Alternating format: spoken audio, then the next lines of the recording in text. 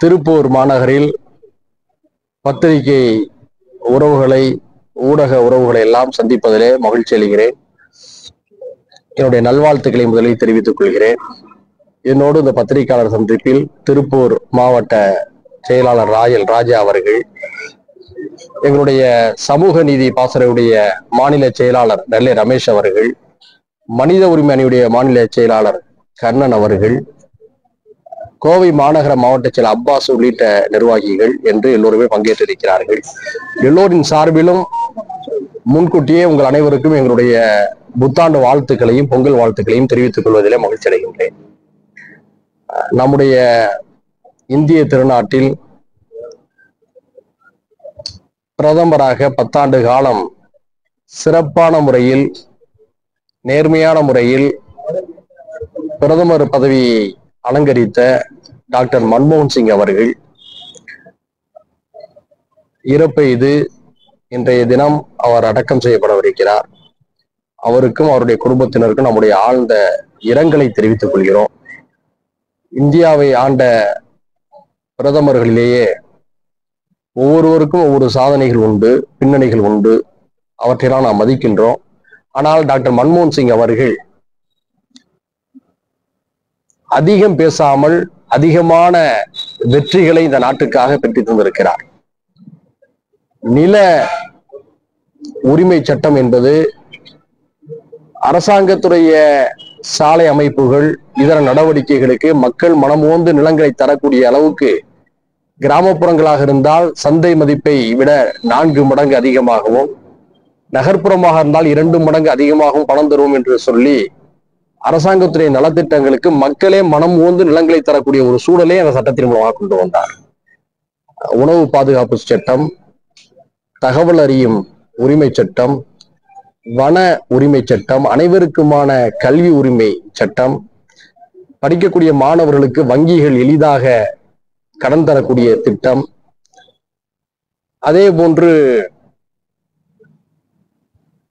புதிய புதிய அந்நிய நாட்டு தொழிற்சாலைகள் இந்த நாட்டுக்கு வருவதற்கான வாய்ப்புகள், தொழில் தொடங்குவதற்கு இருந்த ஏராளமான நடைமுறை சிக்கல்களை தளர்த்தி ஒற்றைச்சாளரை முறையை அறிமுகப்படுத்தியது, அதிகமான வெளிநாட்டு நிறுவனங்களை இங்கு வரவழைத்து வேலை வாய்ப்புகளை உருவாக்கியது, தனிநபர் வருமானத்தை பன்மடங்கு பெருக்கியது என்று அவருடைய சாதனைகள் ஏராளம். இவற்றுக்காக நாம் எல்லோருமே அவருக்கு நன்றி கடன் பட்டிருக்கின்றோம். இந்த நேரத்தில் அவரை போன்ற நல்ல தலைவர்கள், அறிஞர்கள், மேதைகள் நம்முடைய நாட்டுடைய அரசியலிலும் அதிகாரத்திலும் பங்கேற்க வேண்டும் என்ற உறுதிமொழியை இந்த நேரத்தை எடுத்துக்கொள்வேன். இதுதான் என்னுடைய செய்தி. உங்களுடைய கேள்வி இருந்ததுன்னா கேள்வி. அண்ணா பல்கலைக்கழகம் அந்த சம்பவத்துடைய FIR தொடர்ந்து பல்வேறு சம்பவங்கள் நடந்துருக்கு. அதுவும் குறிப்பா அண்ணாமலை சவுக்கால் அடிச்சுட்டு போராட்டம் பண்றாரு. அதை பத்தி அதாவது அங்க கொஞ்சம் பேசிக்கிருக்காங்களே, அமைதியா சொல்லுங்க. அதாவது அண்ணா பல்கலைக்கழகத்தை சேர்ந்த மாணவி சகோதரி பாலியல் துன்புறுத்தலுக்கு ஆளான செய்தி நம் எல்லோரையுமே வேதனைப்பட செய்கிறது. நமது குடும்பத்தைச் சேர்ந்த ஒரு பெண்ணுக்கு இப்படி நடந்திருந்தால் நாம் எப்படி வேதனைப்படுவோமோ அப்படித்தான் வேதனைப்படுகிறோம். நம்முடைய ஆழ்ந்த அனுதாபங்களை தெரிவித்துக் கொள்கிறோம். இந்த விஷயத்தில் புகார் அளித்த 3 மணி நேரத்தில் குற்றவாளியை காவல்துறை கைது செய்திருக்கிறது. ஆனால் அந்த FIR-ல உள்ள வாசகங்கள் எப்படி கசிந்தது என்பது நமக்கு தெரியவில்லை. அது அதிர்ச்சியாக இருக்கிறது. ஒரு பெண்ணுடைய கண்ணியம் சம்பந்தப்பட்ட, அதனுடைய எதிர்காலம் சம்பந்தப்பட்ட ஒரு விஷயம். இது குறித்து மாண்புமிகு முதல்வர் அவர்கள் உரிய விசாரணை நடத்தி உரிய நடவடிக்கை எடுக்க வேண்டும் என்று அந்த நேரத்தை கேட்டுக்கொள்கிறோம். இது போன்ற விஷயத்தில அரசியல் பேதங்கள், இதர கருத்து முரண்பாடுகளின் அடிப்படையில் பார்க்காமல், நம்முடைய குடும்பத்து ஒரு பெண்ணுக்கு ஒரு அநீதி நடந்திருந்தால் நாம் எப்படியெல்லாம் பதறுவோமோ, எப்படியெல்லாம் நம்முடைய உணர்வுகளை வெளிப்படுத்துவோமோ அதே போன்ற மனநிலையில் தான் நம்முடைய உணர்வுகளை நாம் வெளிப்படுத்துகின்றோம். இந்த விஷயத்தில் மக்களுடைய உணர்வுகளோடு நாமும் கலந்திருக்கின்றோம். இந்த விவகாரத்தை மையப்படுத்தி பாரதிய ஜனதா கட்சியுடைய மாநில தலைவர் திரு அண்ணாமலை அவர்கள் சாட்டையால் அடித்துக் கொள்ளக்கூடிய ஒரு நூதனமான ஒரு போராட்டத்தை நேற்றைய தினம் நடத்தியிருக்கிறார். பிரதமர் மன்மோகன் சிங் இறந்து விட்டார் என்ற துக்கத்தில் நாடு இருந்த பொழுது ஒரு நகைச்சுவை நிகழ்ச்சியை போல நேற்று காலையிலிருந்து அந்த சம்பவங்களை பார்க்கின்றோம். அண்ணாமலை அவர்கள் ஒரு IPS படித்த ஒரு அதிகாரியாக இருந்தவர். ஒரு IPS படித்த அதிகாரி நம்முடைய தமிழ்நாட்டிலே அரசியலில் பங்கேற்கிறார் என்று நாம் எல்லாம் கவனித்த பொழுது மகிழ்ச்சியாக இருந்தது. படித்தவர்கள் அரசியலுக்கு வர வேண்டும் என்று நாம் விரும்புகின்றோம். ஆனால் சமீபத்திய அவருடைய நடவடிக்கை எல்லாம் அதிர்ச்சியா இருக்கு. அது லண்டனுக்கு மேற்படிப்புக்கு புரண்டாரு. நம்ம டாக்டர் மன்மோகன் சிங்கும் லண்டன்ல கேம்பிரிட்ஜில் தான் படிச்சாரு, ஜவஹர்லால் நேரு படிச்சாரு, டாக்டர் அம்பேத்கர் படிச்சாங்க. இப்படி எண்ணற்றவர்கள் அங்க போய் கல்வி கற்று மேம்பட்ட அரசியலா தமிழ்நாட்டுக்கு கொண்டு வந்தாங்க. இவர் நவீன காலத்துல சமீபத்துல தான் லண்டனுக்கு போனாரு. போயிட்டு வந்ததுன்னு ஒரு என்ன ஆச்சுன்னு தெரியல. சாட்டை அடிக்கக்கூடிய போராட்டம் அறிவிக்கிறாரு. நேற்று முன்தினம் அந்த மாணவிக்கு ஒரு அநீதி நடந்தது என்றவுடன் எல்லாருமே கண்டித்தார்கள், கட்சி மாறுபட்டு எல்லாருமே கண்டித்தார்கள். அந்த சம்பவமே இப்போது திசை மாறிவிட்டு இப்ப யாரும் அதை பத்தி பேசுறதே இல்லை. மாறாக இவர் சாட்டையால் அடிச்சுக்கிறத பத்தி பேசுறாங்க. நேற்று காலையில தஞ்சை மாவட்டத்துல நிகழ்ச்சியில இருந்தேன். யதார்த்தமா டிவியை பார்க்கும்போது இவர் சாட்டையால் அடிக்கிற மாதிரி வருது. அடிக்கடி இந்த ஆதித்யா போன்ற காமெடி சேனல்ல கவுண்டமணி சாட்டையால் அடிக்கக்கூடிய அந்த காட்சியை போட்டுக்கிட்டு இருப்பாங்க. ஏன்னா கவுண்டமணி மாதிரி இருக்கு அப்படின்னு சொல்லி நானும் அதிர்ச்சி அடைஞ்சிட்டேன். ஒரு ஐபிஎஸ் அதிகாரியாக இருந்தவர் ஒரு தேசிய கட்சியுடைய ஒரு மாநில தலைவராக இருக்கிறாரு. எத்தனையோ நல்ல போராட்டங்கள் நல்ல வடிவங்கள்ல முன்னெடுக்கலாம். அவர் யாத்திரையெல்லாம் போனாரு. நம்ம அதெல்லாம் என்ன சொன்னோம், ஒரு அரசியல் நடவடிக்கைன்னு சொன்னோம், குறை சொல்லல. ஆனா சாட்டை அடித்து கொண்டு தன்னை துன்புறுத்துவது போன்ற காட்சியை தமிழ்நாட்டு மக்கள் விரும்பவில்லை. இன்னும் சொல்ல போனா பாரதிய ஜனதா கட்சி நண்பர்களை விரும்பல. இந்த சமூக வலைதளங்களில் வரக்கூடிய கண்டனங்கள், விமர்சனங்கள் இவற்றெல்லாம் பார்த்து அவங்க சங்கடப்பட்டு நிற்கிறாங்க. மிகப்பெரிய காமெடி ஆக்டர் யாருன்னு சொன்னோம்னா நம்முடைய அண்ணன் எஸ் வி சேகர் அவரே சொல்றாரு இவர் பெரிய கோமாளிங்கிறாரு. எஸ் வி சேகரை பார்த்து சிரிப்பு நடிகன்னு எல்லாரும் சொல்லுவாங்க. அவர் சொல்றாரு இவர் ஒரு கோமாளித்தனம் பண்ணிக்கிட்டு இருக்காரு, இவரை யார் நியமிச்சாங்களோ அவங்கள சாட்டையால் அடிக்கணும் அப்படின்னு சொல்றாரு. அதாவது வித்தியாசமாக செய்கிறோம் என்ற பேரில் இது போன்ற கோமாளித்தனமான போக்குகளை செய்வது மக்களால் ரசிக்கப்படவில்லை. பொதுமக்கள் கண்டிக்க ஆரம்பிச்சிட்டாங்க. இது என்னங்க, இது தேவை, இது சாட்டையால் அடிக்கிறது அல்ல, இது சாட்டையால் அடிக்கிறார் என்ற பேரு அண்ணாமலை சேட்டை செய்கிறான்னு சொல்லி விமர்சிக்கிறாங்க. இன்னொரு கேள்வி நான் வைக்கிற நம்ம ஐபிஎஸ் அதிகாரியான அண்ணாமலை அவர்களுக்கு, இந்த சம்பவத்துக்கு நீங்க கோவப்படுறீங்க, நாங்களும் தான் கோவப்படுறோம். நம்ம வீட்டு பெண்ணுடைய ஒரு கண்ணியம் எஃப்ஐஆர் லீக் ஆகும்னா நம்ம கோவப்பட மாட்டோமா? அந்த கோவம் நியாயமானது. ஆனா இதே கோவம் இதற்கு முன்னாடி நீங்க மற்ற விஷயங்கள்ல இதே போன்ற நடந்த சம்பவங்களை காட்டுறீங்களா? கதற கதற பதற பதற நம்முடைய மணிப்பூரில் நம்முடைய மண்ணின் சகோதரி நிர்வாணமயப்படுத்தப்பட்டு சாலைகளில் தர தரவென்று கும்பலால் அழைத்து வரப்பட்ட அந்த காட்சி காணொலிகளில் தொலைக்காட்சியில் பார்த்து உலகமே பதறியது. நம்முடைய நாட்டுடைய கண்ணியமே சிதறியது. இதெல்லாம் உண்மை. அந்த சம்பவத்தின் போது இதே போன்ற கோபத்தை அண்ணாமலை காட்டினாரா?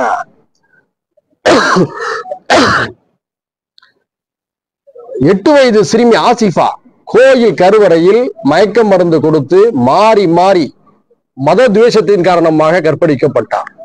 அந்த கற்பழிப்புக்கு வாதாடுபவர்களை கண்டித்து காஷ்மீரில் இருக்கக்கூடிய பாஜகவுடைய எம்எல்ஏக்களும் வழக்கறிஞர்களும் பேரணி நடத்தினார்.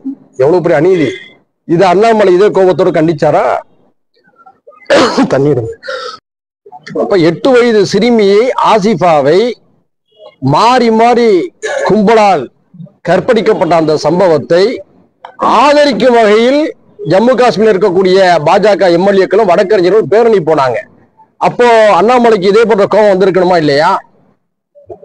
நிறை மாத கர்ப்பிணி குஜராத்ல பில்கிஸ் பானு 5 மாத கர்ப்பிணி மாறி மாறி பாலியல் துன்புறுத்தலுக்கு உள்ளாக்கப்பட்டார். நீதிமன்றம் அவர்களுக்கு தண்டனை கொடுத்தது.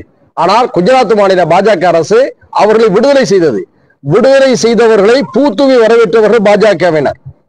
உத்தரப்பிரதேசம் ஹத்ராவில் ஒரு தலித் சிறுமி மாறி மாறி கற்பழிக்கப்பட்டால் அதற்கு நீதி கேட்டு நாடெங்கிலும் போராட்டங்கள் நடைபெற்றது. அப்பொழுதெல்லாம் அண்ணாமலை அவர்கள் இதே கோபத்தை வெளிக்காட்டினாரா? பாதிப்பு யாருக்கு நடந்தாலும், அநீதி யாருக்கு நடந்தாலும் அதை ஜாதி கொண்டு, மதம் கொண்டு, மொழி கொண்டு, பிராந்திய பேதம் கொண்டு பார்க்க கூடாது. ஆனா தமிழ்நாட்டில் இப்படிப்பட்ட சம்பவம் நடந்தவுடன் நம்ம எல்லாருமே கண்டிக்கிறோம், யாரும் அதை ஆதரிக்கிறாள் அப்படின்னு சொல்லணும். ஆனா அண்ணாமலை இந்த ஒரு விஷயத்துக்காக ஆவேசப்படக்கூடிய முன்னாள் ஐபிஎஸ் அதிகாரி திரு அண்ணாமலை அவர்கள் நான் சுட்டிக்காட்டி இந்த விஷயத்துக்கு என்று ஏதாவது கோபப்பட்டிருக்காரா? அதுக்கு அவர் கோபப்பட்டிருந்தான்னு சொன்னா இந்த கோபத்தை நம்ம நியாயப்படுத்தலாம். ஆனா அவருடைய குறுகிய மனநிலை என்னவென்பதை இந்த சம்பவம் வெளிக்காட்டுகிறது. செருப்பு போட மாட்டேங்கிறாரு. திமுக ஆட்சி அகற்றும் வரை நான் செருப்பை போட மாட்டேங்கிறாரு. அப்ப வாழ்நாள் முழுக்க நீங்க செருப்பை போட போறதுன்னு அர்த்தம். இதெல்லாம் போராட்ட வடிவமாங்க. முற்போக்கு அரசியலுடைய தாயகம் தமிழ்நாடும் கேரளமும். இது போன்ற இந்த சின்ன பிள்ளைத்தனமான விளையாட்டை வந்து மக்கள் யாரும் ஏத்துக்கிறது இல்லை. ஒரு நகைச்சுவை காட்சியாக நேற்றிலிருந்து இன்று வரை ஓடிக்கொண்டிருக்கிறது. ஒரு முன்னாள் பிரதமருடைய மரணம் துக்கத்தோடும் துயரத்தோடும் விவாதிக்கப்படுவதற்கு மாற்றாக எஃப்ஐஆரில் கசிந்ததனால் ஏற்பட்ட அந்த பெண்ணுக்கு ஏற்படக்கூடிய அனுதாபத்தை விவாதிப்பதற்கு மாற்றாக இப்ப ஒரு சாட்டால் அடிச்சு கொண்டு இருக்கக்கூடிய சேட்டை மிக்க காட்சிகள் வந்து வலைதளங்கள்ல பகிரப்படுது. அது பற்றிய வாதங்கள் உருவாகிறது. இதுக்குதான் அண்ணாமலை வந்து வேலை செஞ்சாருங்க ஒரு கேள்வி எழும். நம்ம தலைவர்களை எல்லாம் சாதிய வட்டத்துல வந்து குவிக்கிறோம். பசும்பொன் முத்துராமலிங்க யாருன்னா அவர் குறிப்பிட்ட சாதியின வடிவமாக பார்க்கப்படுறாங்க. தீரன் சின்னமலை யாருன்னா ஒரு குறிப்பிட்ட சாதியுடைய வடிவமாக பார்க்கப்படுறாங்க. காகிதமில்லத்து யாருன்னா அவர் ஒரு குறிப்பிட்ட மதத்துடைய வடிவமாக பார்க்கப்படுறாங்க. அப்படிதான் அம்பேத்கரையும் பார்க்கிறாங்க. நாம் தலைவர்களை இது போல நாட்டுக்கு தொண்டாற்றியவர்களை ஒரு குறிப்பிட்ட வட்டத்தை வைத்து பார்க்க கூடாது. அம்பேத்கர் அவர்கள் ஒரு அறிவு மேதை, இந்தியாவுடைய அரசியல் சாசன சட்டத்தை செதுக்கிய ஒரு சிற்பி. அதாவது அவர் அமித்ஷாவுடைய மனதுல என்ன இருந்துச்சோ வெளியில வந்துருச்சுங்க. எதுக்கு எடுத்தாலும் அம்பேத்கர் அம்பேத்கர்ங்கிறீங்க அப்படிங்கிற அந்த ஆவேசமே அவர் அம்பேத்கர் மீது கொண்டிருந்த மாறுபட்ட கருத்தோட்டத்தை வெளிப்படுத்தும் விதமாக இருக்கிறது. அதை கண்டிச்சுதான் நாடாளுமன்றத்துல எதிர்கட்சிகள் நடவடிக்கையில் ஈடுபட்டாங்க. ஜனநாயகபூர்வமான நடவடிக்கை. இதை ஜனநாயகபூர்வமாக அணுகியிருக்கணும். ஆனா என்ன ஆயிடுச்சு, இந்த முச்சந்திர சண்டை நடக்கும்ல, என்னை தள்ளி விட்டான், பேனை இங்க எடுத்து என் சட்டையில தெளிச்சு விட்டான், என் பென்சிலை வந்து கூரை வந்து உடைச்சு விட்டான் அப்படின்னு சொல்லி சின்ன பிள்ளைங்க ஸ்கூல்ல சண்டை நடக்கிற மாதிரியா நாடாளுமன்றத்தை ஒரு சண்டைக்களமாக மாற்றி நாடாளுமன்றத்தை நடக்க விடாம இழுத்து மூடிட்டாங்க. இதுல அம்பேத்கர் மீது அவர்கள் வைத்த கருத்துக்களை, தவறான எண்ண ஓட்டங்களை அவர்கள் திரும்ப பெறவும் இல்லை. எதிர்கட்சிகள் குறைந்தபட்சம் ராஜினாமா செய்ய வேண்டும் என்று சொன்னதையும் அவர்கள் செவியேற்கவில்லை. இதுல நுட்பமா ஒரு விஷயம் மறைக்கப்பட்டிருக்கு. அதானி விவகாரம் தந்திரமாக மூடி மறைக்கப்பட்டு விட்டது. அதானி விவகாரம் தந்திரமாக மூடி மறைக்கப்பட்டது. இதற்காகவே இவர்கள் திட்டமிட்டு அம்பேத்கர் மீதான விமர்சனத்தை செய்தார்களோ என்ற சந்தேகமும் நமக்கு எழுகிறது. காந்தியடிகள், அம்பேத்கர் போன்றவர்கள்லாம் சிறுமைப்படுத்தும் விதமாக அரசாங்கத்துடைய மத்திய அரசுடைய அந்த காலண்டர்ல அவங்களுடைய படத்தை கூட அகற்றி இருக்கிறாங்க. அவங்களுடைய படத்தை நீங்க அகற்றி இருக்கலாம், அவர்கள் முன்வைத்த கொள்கைகளை உங்களால் அடிக்க முடியாது. காந்தி நாடு அரசியல் சாசன சட்டத்தை உடைய வைத்த அம்பேத்கர் பொருளுடைய சிந்தனைகளின் பக்கம் நடைபெற்று கொண்டிருக்கக்கூடிய ஒரு நாடு. அவர்களை நீங்க வந்து சிறுமைப்படுத்த நினைக்கலாம், ஆனா மக்கள் அவர்களை கொண்டாடி கொண்டிருக்கிறார் என்பதை மறந்துவிடக் கூடாது. தலைவர்களை திரையரங்குகளில் தேடுவதை விட களத்தில் தேடுங்கள் என்பதுதான் எங்களுடைய கொள்கை. ஆனால் தமிழ்நாட்டுடைய அரசியல் என்பது சினிமாவும் கலந்த ஒரு அரசியலாக இருக்கிறது. இந்த துறையை சேர்ந்தவங்க யாரும் அரசியல் வரக்கூடாது நம்ம சொல்லக்கூடிய உரிமை நமக்கு இல்லை. வந்து மக்களை சந்தித்து மக்களுடைய ஆதரவு பெற்று யாரு எந்த உச்சத்தையும் அடையலாம், எந்த அதிகாரத்தையும் அடையலாம். அதை நீங்களும் நானும் விமர்சிக்க முடியாது, அதை குறை கூறவும் முடியாது. ஆனா விஜய் அவருடைய அரசியல் எவ்வாறு இருக்கிறது என்பதை பார்க்கும்போது நமக்கு ரொம்ப ஆச்சரியமா இருக்கு. சென்னையில பெருவெள்ளம் ஏற்பட்டுச்சு. எல்லா தலைவர்களும், சமூக ஆர்வலர்களும், தொண்டர்களும், எங்களை போன்ற ஜனநாயக ஆற்றலாளர்களும் களத்துக்கு சென்று மக்களை நேரில் சென்று சந்தித்து அவருடைய குறைகளை தீர்த்து அவருடைய அடிப்படை வசதிகளை செய்து கொடுக்கக்கூடிய முன்முயற்சிகளை செய்தார். ஆனா இவர் என்ன செய்யறாரு, தன்னுடைய பண்ணை வீட்டுக்கு வரவழைத்து தேர்வு செய்யப்பட்டவர்களை அங்கு நிவாரண உதவி செய்யறார். எம்ஜிஆர் கூட அப்படி செய்யலங்க. எம்ஜிஆர் இருந்த காலகட்டத்தில் அவருக்கு இருந்த செல்வாக்கு என்பது இந்தியாவில் வேற எந்த நடிகருக்கு இருந்திருக்குமான்னு தெரியல.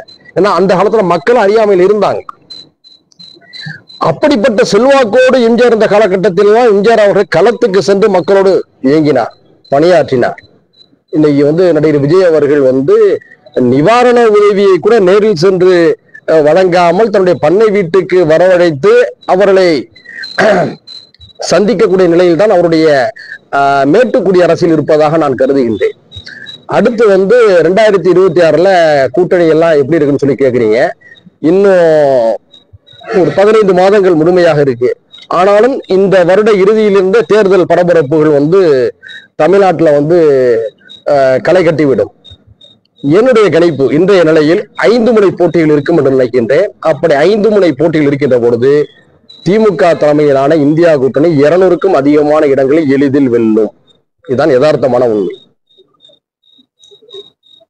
கடந்த 4 ஆண்டுகளில திராவிட மாடல் அரசு செய்த சாதனைகளும் அதனால் கிடைத்த அபிமானங்களும் வாக்கு வித்தியாசத்தையும் பன்மடங்கு அதிகமாக காட்டும் என்ற புரிதல் எங்களுக்கு இருக்கிறது. தமிழக அந்த கருத்தை நான் வரவேற்கிறேன். காரணம் என்னன்னு சொன்னோம்னா, ஏற்கனவே மதுரில் தமிழ்நாடு சீரழிஞ்சுக்கிட்டு, மனித வளம் பேரழிவை சந்தித்துக் கொண்டிருக்கிறது. இந்த நிலையில தடை செய்யப்பட்ட போதை மருந்துகள் தமிழ்நாட்டில் ஏதோ இந்த 4 வருஷம் 3 வருஷம் இல்ல, ஒரு 7-8 வருடங்களாகவே, குறிப்பா ஜல்லிக்கட்டு போராட்டம் தமிழ்நாட்டிலே வெற்றிகரமாக சாதி மத பிராந்திய பேதங்களை கடந்து சிறப்பாக நடைபெற்றது. அந்த ஜல்லிக்கட்டு எழுச்சிக்கு பிறகுதான் மூளை முடுக்குகளில் எல்லாம் இந்த போதை மருந்து, தடை செய்யப்பட்ட போதை மருந்து கலாச்சாரங்கள் பரப்பப்பட்டு கொண்டிருக்கிறது. குறிப்பாக வளரும் தலைமுறை தமிழர்களிடம், இளைஞர்களிடம், பள்ளிக்கூட மாணவர்களிடம் ஒரு ஆரோக்கியமான சிந்தனை போக்குகள் இருக்கக்கூடாது என்ற நோக்கத்தோடு திட்டமிட்டு இத்தகைய போதை மருந்து கலாச்சாரம் ஊட்டி வளர்க்கப்படுகிறது என்ற சந்தேகம் என்னை போன்றவர்களுக்கு இருக்கிறது. நீங்க வேண்டா பாருங்க, இந்த 3 திமுக ஆட்சி வந்ததுனால, அண்ணா திமுக ஆட்சி வந்ததுனால சொல்லல, ஜல்லிக்கட்டு போராட்டத்துக்கு பிறகுதான் தமிழ்நாட்டில் இருக்கக்கூடிய கல்லூரிகள்ல முதல்ல இருந்துச்சு, நகர்ப்புறங்கள்ல. இப்ப தோழர் சொல்வது போன்று கிராமப்புறங்கள்ல பள்ளிக்கூடங்களையும் பெருகி வருது. இது ஆரோக்கியம் அல்ல, மிகப்பெரிய ஆபத்து, சமூக சீரழிவு, நம்முடைய மனித வளம் மிகப்பெரிய பேரழிவு எதிர்காலத்திலே சந்திக்கும். எனவே இந்த விஷயத்துல தமிழ்நாடு அரசு, திராவிட மாடல் அரசு, மாண்புமிகு தமிழக முதல்வர் அவர்கள் நம்முடைய நீதிபதிகளுடைய இந்த ஆலோசனையை ஒரு நல்ல ஆலோசனையாக எடுத்துக்கொண்டு சிறப்பு புலனாய்வு குழுவை அமைக்க வேண்டும். இந்த விஷயத்தில் அரசியல் எந்த குறுக்கீடுகளும் இல்லாமல் இரும்பு கரம் கொண்டு இத்தகைய தீய சக்திகளை ஒடுக்க வேண்டும், கடும் நடவடிக்கைகள் எடுக்க வேண்டும்.